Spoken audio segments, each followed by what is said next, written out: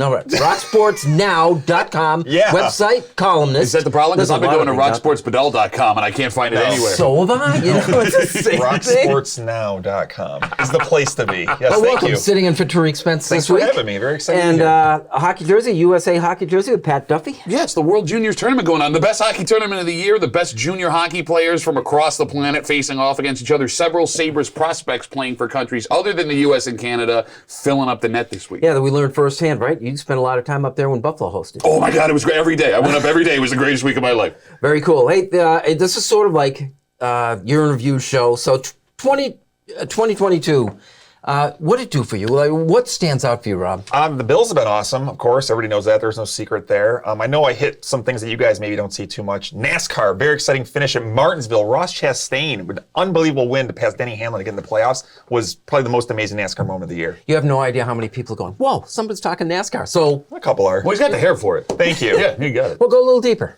With the NASCAR? Yeah.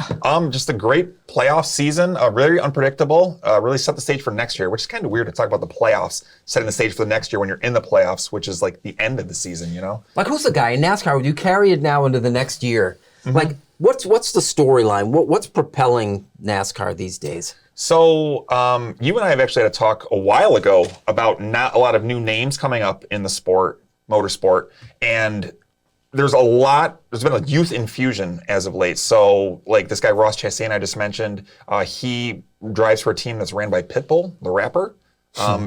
Right? It's true. Everybody's got, I'm not making this up. All right.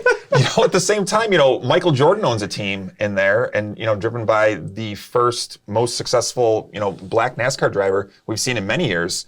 And he actually won a race for the first time since way the heck back when. So these guys have a lot of promise coming up, getting a lot of eyes where they wouldn't see. Yeah.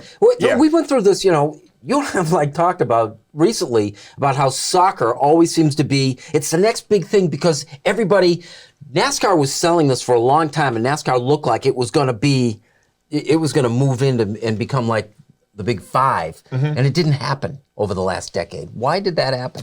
Or why didn't it? I don't know. I think it's getting... It didn't, right? It didn't do it. It didn't take that final step.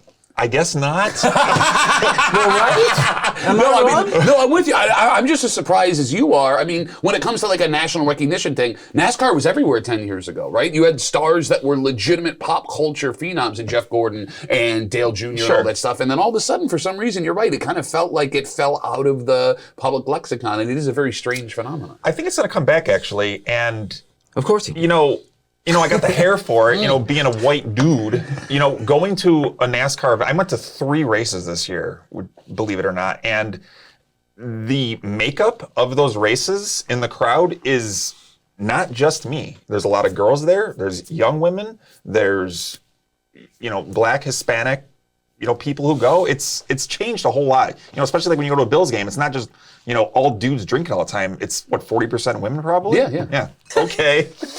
2022 for you, Pat.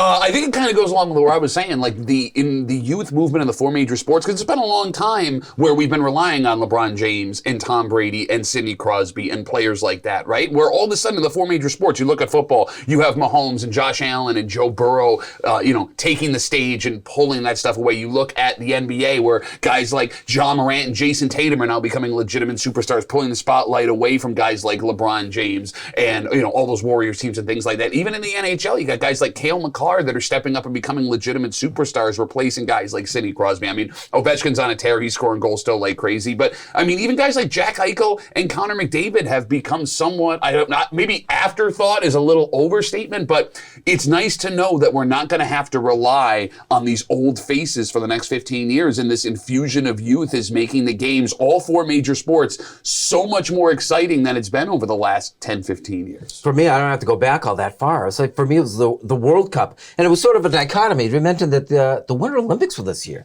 So I'm flipping through the year and like, oh my God, I wouldn't even have listed the Winter Olympics as having been held. But there's a World Cup and the Winter Olympics, 2 of the biggest sporting events on the planet. And one was an amazing success and the other was ignored.